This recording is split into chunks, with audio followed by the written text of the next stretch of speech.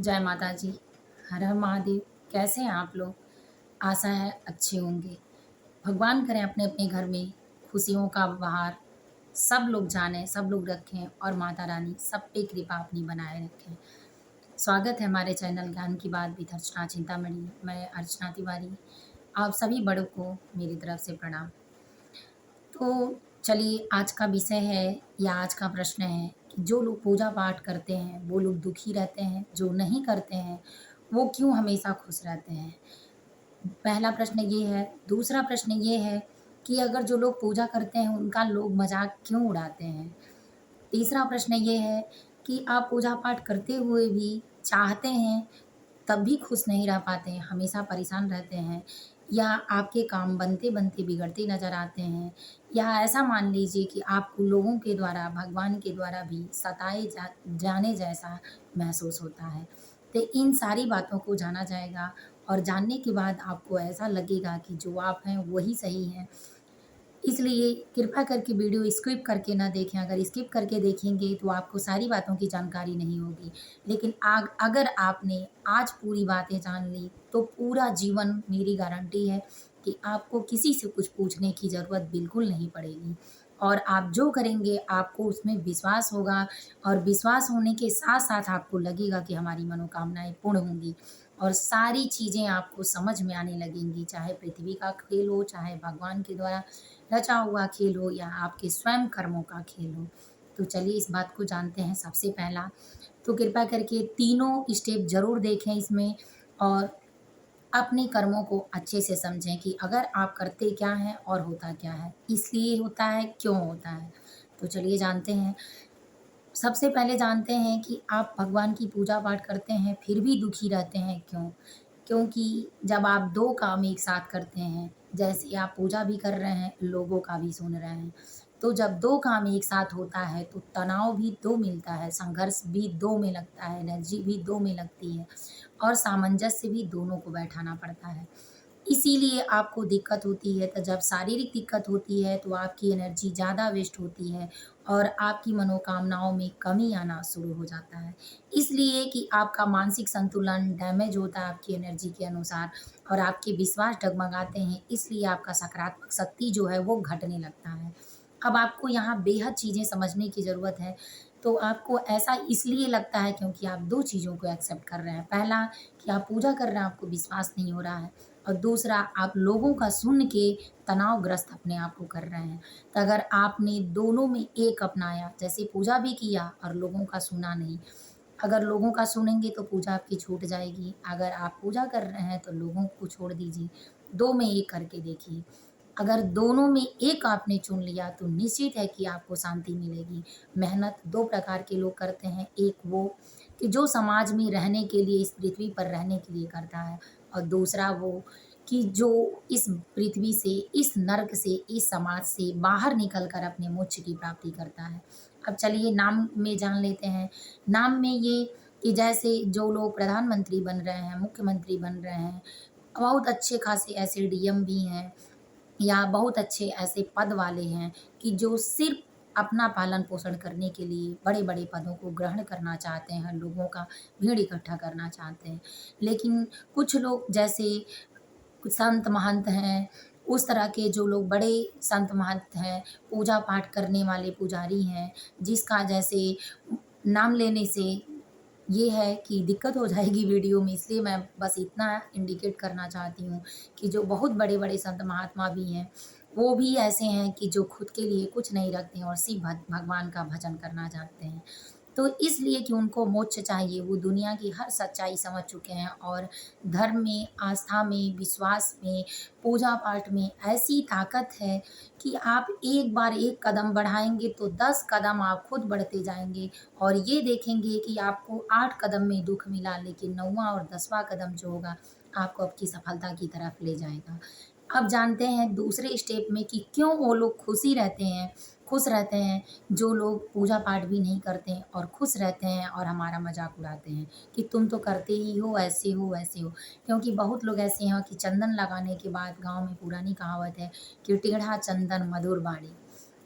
इसलिए लोग इस तरह से भी कह के उड़ाते हैं तो आप परेशान ना हों, क्योंकि एक चंदन लगाने का गुण है कि जो आपका दुश्मनी चाहता है, वो आप अगर चंदन लगाते हैं तो आपका बुरा कर ही नहीं पाएगा। जो चंदन लगाता है उसके साथ भगवान का वास 24 घंटे बना रहता है, सकारात्मक शक्तियाँ उसके पास निवास करती हैं और दुर्बुद्धि जो होता है, अवगुण जो होता है उससे दूर रहता है। तीसरा वो है कि वो अपने धर्म की रक्षा कर रहा है और स्वयं को अपने धर्म से जोड़ा हुआ है। चौथा वो है कि वो ये समझ रहा है कि ये स्नेह हमको स्नेह से मिला है, तो इस स्नेह को बरकरार रख के हमको आगे बढ़ना चाहिए। पाँचवाँ वो है कि वो जानता है कि यही चंदन भगवान हमारे साथ लेकर हैं, क्योंकि यही हमारी आस्था, हमारा विश्वास और हमारा कर्म है, तो इसलिए वो ऐसा करता है। अब चलिए जानते हैं कि दुखी क्यों होते हैं और लोग आपका मज़ाक उड़ाते हैं। कहते हैं ना, आप जब भी आपका मज़ाक कोई उड़ाए और वो खुश रहे, तो एक है कर्म का खेल। कर्म का खेल ये है कि जब तक एक पाप है, एक पुण्य है। एक पाप उसका आगे आ रहा है, अगर वो बहुत खुश है, उसके साथ सारी चीज़ें अच्छी हो रही हैं, तो ये समझ लीजिए कि वो खुश है, उसके पाप अभी नहीं आए हैं। पिछले जन्म के या इस जन्म के जो पुण्य कर्म है उसको उसको भगवान दे रहे हैं। इसलिए दे रहे हैं क्योंकि जब तुम्हारे पास अच्छाई नहीं रहेगी तो तुम्हें दंड करने में भी हमें दिक्कत नहीं होगी। तो इसलिए, लेकिन आपका पाप अगर आगे आ रहा है तो ये समझिए कि आपकी जमा पूँजी पुण्य जो है वो बढ़ गया है। बढ़ जाने के कारण आपके पाप जल्दी आगे आ रहे हैं कि तुमको आगे का जीवन सफल करना है और सीधा करना है।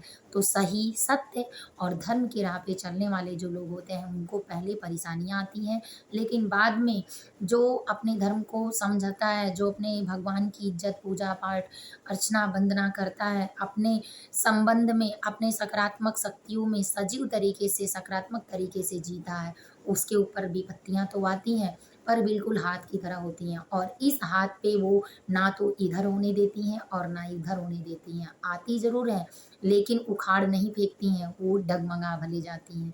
इसलिए भगवान के शरण में रहने वाला विपत्तियों से घिर भले जाए, लेकिन विपत्तियाँ उसको तोड़ती नहीं हैं, विपत्तियों को वो तोड़कर आगे निकल जाता है।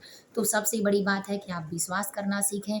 जिस दिन आपको अपने भगवान से विश्वास हो जाएगा, आपको अपने भगवान को देखते ही लगेगा कि मेरे सामने खड़े हैं और ऐसा लगेगा कि अपने दिल की बात आपने किसी संपर्की से ना कहकर भगवान से बातें करना शुरू कर दी हैं और कह रहे हैं, वो सुन रहे हैं। उस दिन आप विश्वास कर लीजिएगा कि भगवान आप में समाहित हो चुके हैं। ये आपकी कृपा और आपके कर्मों का नहीं, उनकी कृपा और उनके कर्मों का है कि वो आपको अपने पास बुला रहे हैं। और बुलाने का मतलब ये नहीं होता कि पास बुलाकर दुनिया छुड़वा रहे हैं। नहीं, इसलिए कि उनके चरण में आप जाइए और आपकी गति निश्चित होगी। तो इसलिए आप जो कर रहे हैं दुखी मत हो, खुश रहें, परेशान ना हो। लोगों की आलोचना करने का आदत है, आलोचना करेंगे। आप कुछ नहीं करेंगे तो भी लोग करेंगे और आप कुछ कर रहे हैं तो भी लोग करेंगे। तो इसलिए, और आपने ये छोटा-सा गाना सुन लीजिए, क्योंकि जो लोग नहीं करते हैं उनको भी लोग कहते हैं, तो उनको सुना दिया करिए कुछ गुनगुना के भगवान का, क्योंकि उनको बुरा तो लगेगा ही।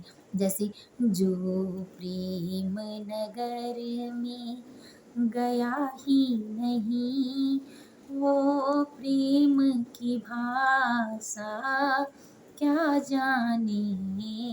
जो प्रेम किसी से किया ही नहीं, वो प्रेम निभाना क्या जाने। जो प्रेम नगर में गया ही नहीं, वो प्रेम निभाना क्या जाने। वो प्रेम निभाना क्या जाने। दूसरा, मोह माया जब छूटेगी तो सारी चीज़ों से बाधाएँ हटेंगी और आपको शांति अनुभव होगा, तो जो पशु-पक्षी भी आपको अपने लगने लगेंगे। एक वन में पेड़ भी आपको दिखेगा तो उसमें भी लगेगा जीव है, आपकी बातें उससे हो रही हैं। आप सकारात्मक शक्तियों में इस कदर जीने लगेंगे कि आपको कण-कण में भगवान नज़र आने लगेंगे। जैसे एक गाना, ये एक छोटा-सा शब्द सुन लीजिए, तो इस छोटे शब्द में है, पशु पक्षी को मैं तो मानूं भगवन, मैं तो बन को ही मानूं अवध नगर। पशु पक्षी को मैं तो मानूं भगवन, अवध नगर बन को ही मानो। इसलिए कि जब वन दिखेगा तो वन में लगेगा अवध नगर, माता सीता वहाँ रहती हैं और उनका मायका था। लेकिन जब माता सीता ने भगवान को अपने मन में, अपने तन में बसा लिया, तो उनको वन भी अवध नगर उनका मायका लगने लगा। जब भगवान कहें कि तुम वन में जाओगी और कैसे रहोगी वहाँ, तुम राजमहल में रहने वाली हो, तो सीता माता ने भी यही जवाब दिया कि जब साथ नाथ आप रघुरैया हो, जब साथ नाथ आप रघुरैया हो, तो महलों से बढ़कर झोपड़िया है, जब साथ नाथ आप रघुरैया है। तो इस तरह जब सीता माता इतनी अच्छी जगह पर रखकर प्रभु की सेवा करके रहकर सेवा करने के लिए अपने आप को वन को मायका बना ली, स्वर्ग बना ली और जहाँ उनके पति थे, उनके भगवान थे, वहाँ झोपड़ी को ही महल मान ली, उनकी सेवा में ही अपनी स्तुति स्वीकार करने लगीं, अपने कर्म को दर्शाने लगीं। तो जब वो कर सकती हैं, तो फिर हम तो आम प्राणी हैं इस पृथ्वी के, क्यों नहीं कर सकते हैं? इसलिए इन सारी बातों को सोचकर बिल्कुल खुश रहा करें अपने भगवान के प्रति। और तीसरी बात ये है कि आप जब कर्म अच्छा करेंगे, तो आपके साथ हमेशा अच्छा होगा, इस बात का 100% विश्वास रखें।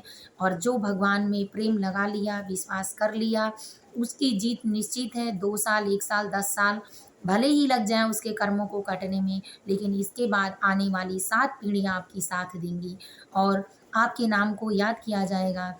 इसलिए जब भी रहें सकारात्मक शक्तियों में जिएँ, भगवान का दर्शन करने के लिए हमेशा व्याकुल रहें और अपनी लगन, प्रतिष्ठा हमेशा समर्पण के तहत भगवान को देते रहें। और वीडियो को अच्छा लगा हो अगर इतना ज्ञानवर्धक चीज़ें, तो कोशिश करूँगी आगे इससे भी ज़्यादा अच्छा लाऊँ, तो लाइक करना बिल्कुल ना भूलें।